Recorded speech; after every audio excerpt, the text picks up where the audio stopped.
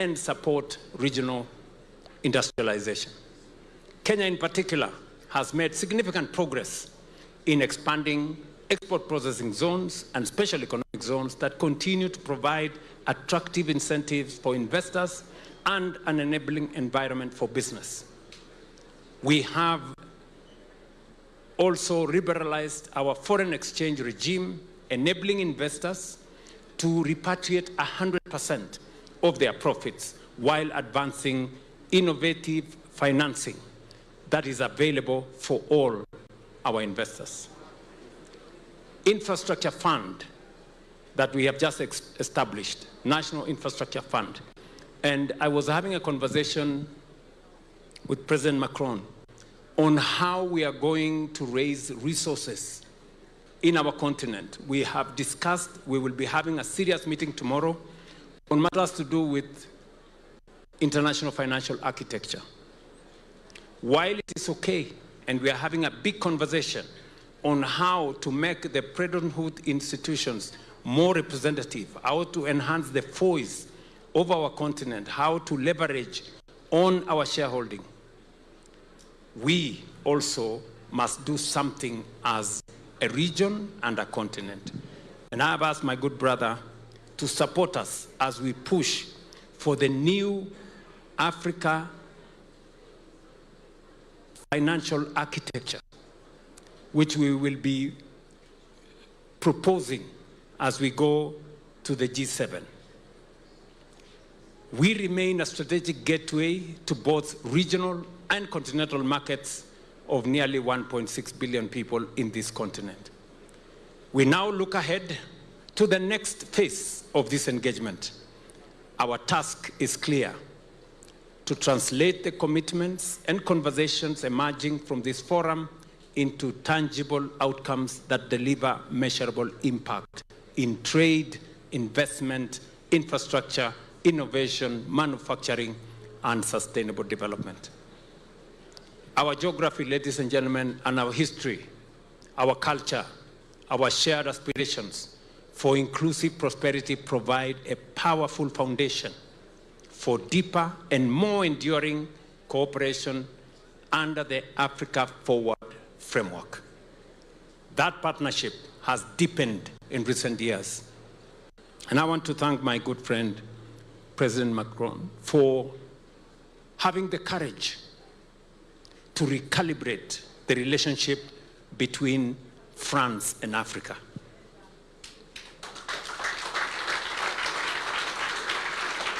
You know, and I want to tell President Macron that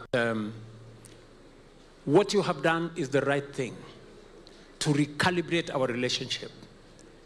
You understand very well that this is a continent of tremendous opportunity, resources, and wealth. And what we are doing as leaders in this continent is not to look for aid anymore. It's not to look for loans anymore. We want to have a balanced conversation. We want to have a mutually beneficial conversation. And this conversation is going to be about investment. We have ideas, we have resources, we have assets, we have our human resource, and we are ready to engage in a manner that is beneficial to France and is beneficial to us. We no longer want a relationship that is one-sided. And this is why this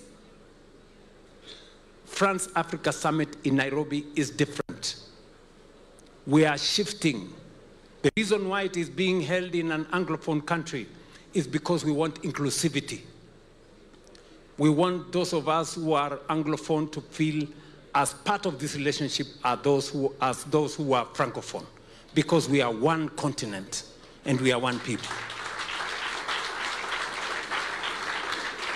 And we want that relationship to be a relationship of shared responsibility. We too have responsibilities, the same way our partners and friends have responsibilities. So we must appropriate our responsibilities we must do our part as everybody else does their part. So congratulations, my good friend Macron. We will be going to the G7. And I will be asking my brother, as the leader of the G7 from June this year, to help us position this continent appropriately. We want two very important things. Number one, we want a functioning, representative, fair, international financial architecture.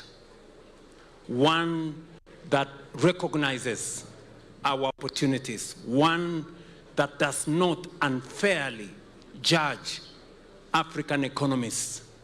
We want a fair credit rating mechanism that does not disadvantage our economies. And we will prosecute our case and do so efficiently.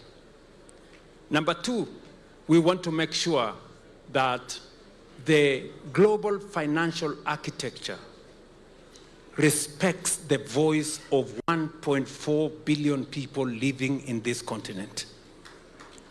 For far too long, we were part of others. We do not want to be part of others. We are a people, we are nations, and I know that President Macron is going to stand with us. I normally tease him, and I normally tell him, when he speaks, he's the only person in the G7 who speaks the language of Africans. And Mr. President, I say this without fear of any contradiction, because I have engaged with you and I know where you stand. So I want to say to all of you, congratulations, ladies and gentlemen in this room. Now listen, the business people. You guys have a lot of money. You know? You guys are stranded with a lot of money, and we are stranded as in government with a lot of projects. We must find the mechanism that leverages on private sector resources, on pension funds, and on money that's available in our insurance companies to drive programs and projects of transformation in our continent. We have huge resources. I want you to listen to me. We have huge resources in our pensions, running into trillions.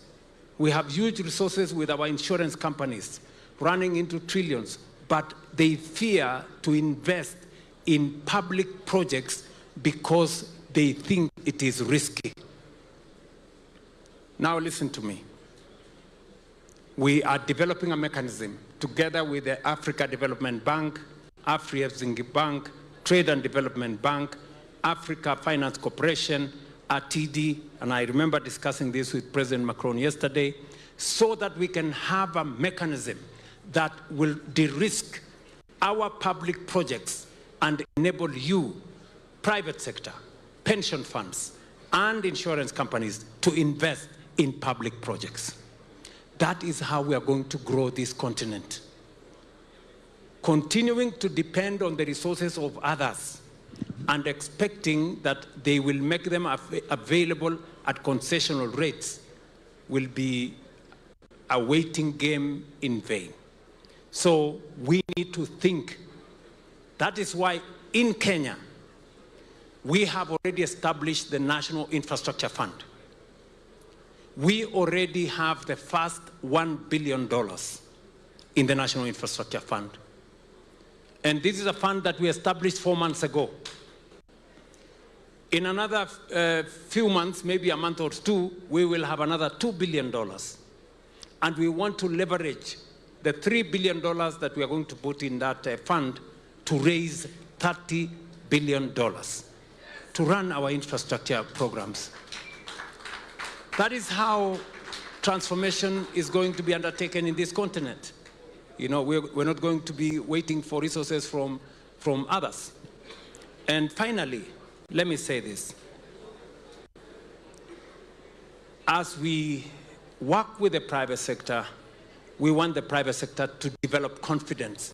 We now have an opportunity, and I want to talk to the private sector people who are sitting here. I hope my good friend Aliko Dangote is in the room, or right there. We have an infrastructure project for the development of an East African refinery. Dangote tells me that it's going to cost anywhere between $16 billion and $20 billion. That East African facility, East African refinery facility, is an investment that the government of Kenya, the government of Uganda, the government of Tanzania, we have agreed that we want to develop a facility that is going to assist us with our fuel products. We do not want to be held hostage anymore by the Strait of Hormuz. We do not want to be held hostage by wars that are started by other people. We have our own resources here, and we are saying we are going to use our African resources to industrialize our region. And that is why we have asked Aliko Dangote here to do a research. We have the port of Tanga, we have the port of Mombasa, we have the port of Lamu, and the rest in between. Wherever they will find the most suitable location. From our perspective, because the crude pipeline was going to Tanga, we thought that is the best location. But we will not dictate to Aliko Dangote and the investors. But I want to also tell Aliko and all the other guys, you are not going to invest alone. Governments are also going to invest, so that when you make the money, we also make the money. Right? And we are going to invest so that we can de-risk that investment. I am going to use resources from my National Infrastructure Fund to invest in the refinery, so that we can share in the profits that come, and we can assist our private sector to de-risk the investments they are going to put in these projects and make those projects viable and make them cost-effective. Let me give you another opportunity. We are building a new airport in Nairobi. It's going to cost us around $1.5 billion. There is an opportunity for investment. Are there any business people in this room? Or these are tourists? They are right here. Yes, I can see them here. So there is an opportunity for you to invest with us. Government of Kenya is going to put in 20%, bring the rest of the money, let's build the airport, and everybody makes money, right? So this is how we want to take things forward. That is how we are going to build public infrastructure. That is how we are going to use private-public partnership to drive African transformation. And that is what we are going to do going forward. Let me conclude this by saying that we need to mobilize domestic resources. I will give you an example. We have mobilized in the last 3 years $4 billion and built a whole housing ecosystem without borrowing a cent from any bank, not from the World Bank, not from IMF, not from anybody. There is opportunity for us to mobilize domestic resources. And we want to work with the private sector to see how we can do that in a way that benefits everybody. I run the risk of doing a lecture because I'm at the Nairobi University, where I spend all my time reading. But let me stop there and say thank you very much and welcome to Nairobi.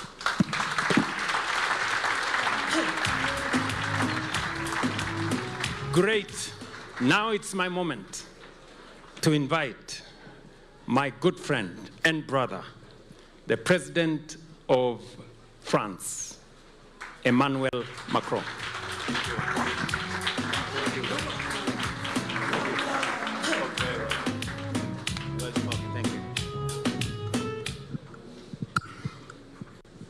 Thank you, Mr. President. Dear William, Mr. Prime Minister, ministers, please.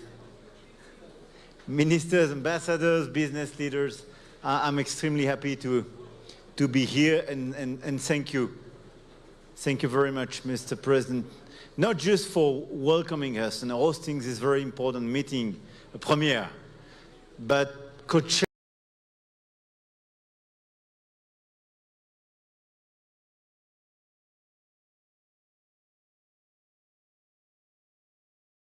as well as this Africa Forward Summit. I will switch in French.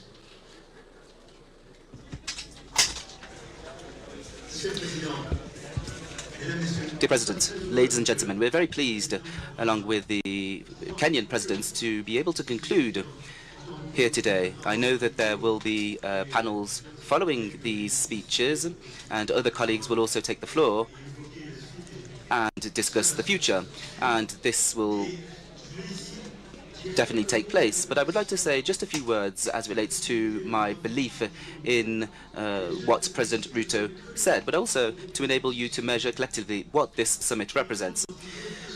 When there is usually a France-Africa summit, that's what it was called Africa-France, not Africa Forward. We would often begin with the heads of state and government, and there was sometimes the involvement of business leaders. Sometimes we had separate business forums, but mainly it was in the hands of leaders.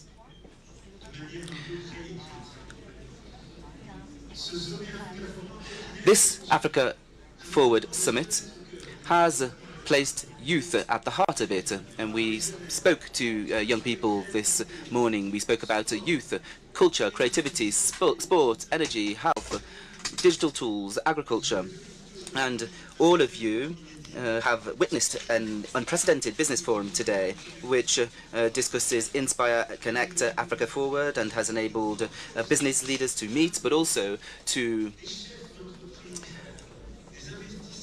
amplify the voice of business leaders right from across the continent, from France and Europe, in an unprecedented fashion. And all of this will continue. And there will be a representation of some of you who will be able to have discussions with the heads of state and government who will be present tomorrow. So for this, I would like to first and foremost thank our hosts, our Kenyan hosts. Thank you to the university, all of your teams, Mr. President and the ministry, thank you very much.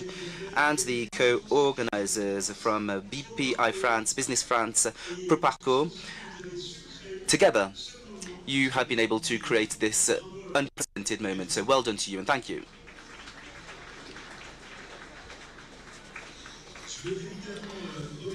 I would also like to thank all of the entrepreneurs who were mobilized, MEDEF, CCE, CCEF, SIA, and Alpha. Thank you for their efforts and their contribution. And this will also enable us to benefit from our day tomorrow. Thank you very much to all of you. Africa Forward, Inspire and Connect. And I should say that is why this room is so full of energy. We were expecting 2,000, 2,500 participants, and there are roughly 7,000 of you. This is unprecedented. I've never seen such a business forum with as many participants. This is a clear mobilization with representation from civil society, entrepreneurship, with experts from all walks of life who have, through the 30 panels, have organized around 4 forums: Build, Trust, Innovate, Connect. Almost 7,000 participants, 700 business meetings that have been organized. That is the result of this unprecedented moment, with results which are changing things. And as you said, Mr. President, and I think this is why we're here together, because we uphold the same vision. The partnership between France and Africa has very sound foundations. Many companies are present here today. Thousands of euros of cultural exchange, 5 million in terms of investment in Africa. In addition to this, we have African investments that are growing in France, 1 million jobs created by French companies on the continent, 5 billion euros transferred in remissions. And this relationship has changed profoundly based on what the President mentioned, and something in which we believe profoundly. Now, there is a perception that has changed, and the President mentioned this. Things are changing. French companies are currently changing, and we must ramp things up. In France, I do not hear enough about this, and this is the case in some French-speaking countries, French African-speaking countries. But our relationships are changing, and thanks, and this is a good thing. For 25 years, France has been present in Africa, and this is very normal, and it's a positive thing. France is present because for too long, too many people, and we need to say this, in large companies have thought that we are French, and therefore we have entitlement to everything. We have the arrival of the Chinese, the Turks, the Americans, many others, and other Africans who are saying we're better than you, we're more competitive than you. They've been able to take over some market share. And this has been done by people who are more competitive than us. So Africa is developing in an unprecedented fashion. It's the most dynamic continent in the world. Last year, more growth than Southeast Asia. It's a continent where there are more than 1 billion young people who are below the age of 30 years.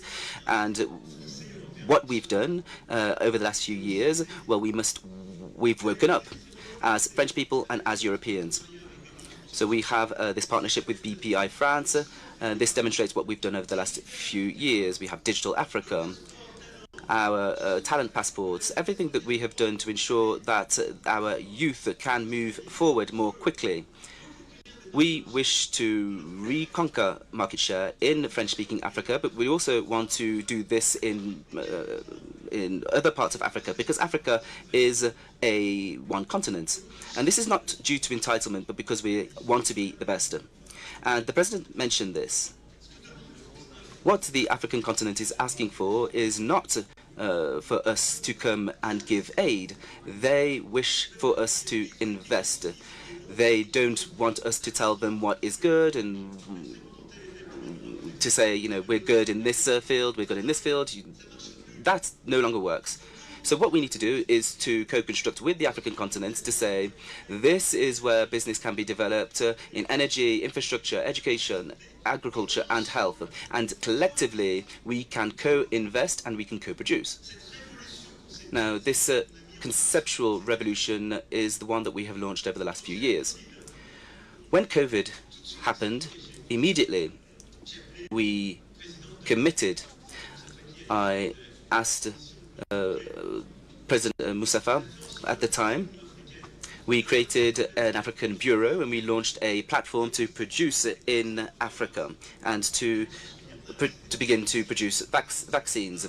We launched the project here in Rwanda, in South Africa, and African and European companies were able to develop production together, because the African continent it's not just about receiving medication produced elsewhere, because the reality is as follows. Africa represents 20% of requirements in terms of vaccination and 1% in terms of vaccine production, and that's what we're trying to change. And similarly, when we launched in Nigeria, along with my fellow business leaders, we launched initiatives in cultural and creative industries, in energy, in the digital field. We did this collectively because Nigerians told us, we know how to do this, but help us to better integrate ECOWAS, because in partnership with companies from French-speaking countries and other countries, it is smart for us to work better with Côte d'Ivoire and Senegal, and to strengthen and further regional integration. So this is what we've been doing over the last 10 years. We've woken up, We've changed perspective. It's about respect. It's about mutual partnership, which involves diasporas in France. We have millions of young people who have African origins. We want them to come here. We have French companies who can also be catalysts of growth on the continent. This continent has everything it needs. We just wish to help and to co-invent and to do away with this vertical thinking so that we can work alongside one another and strengthen co-investment. And finally, we wish to build these future solutions together, because the solutions of the future will only be done with the youth of the continent.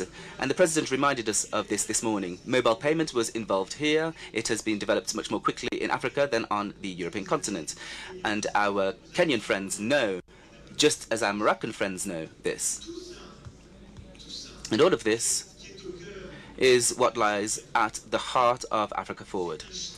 It's a change in perspective. And so what I wish to announce here today is that through all of the actions that have been undertaken, we are seeing very concrete results for the African continent. Through your mobilization, through what has been done, 23 billion euros have been announced in investment for the African continent. 23 billion euros. These 23 billion euros represents 14 billion euros from French countries who are present, large groups, small and medium-sized enterprises that have invested 14 billion euros in the continent. And I wish to hail all of the business leaders who are behind this investment in Kenya, but in other African countries who are present here today. And this will create more than 220,000 jobs in Africa, excuse me. And that's 9 billion euros of investment from African entrepreneurs and investors. This is unprecedented, and this is exactly the mobilization that we wish to see and that we wish to ramp up. So, a huge round of applause for all of you present here today for this very extraordinary result. And I would like to thank the French companies who have taken action. We mentioned Orange, we mentioned Canal+, we have the companies that work in the health sector, such as Castel and others, as Sudivica. We have companies present in all sectors. We have family companies, we have SMEs. You have all played the game brilliantly. We have companies from all different regions who are present, but I'm very happy that you are here. Besides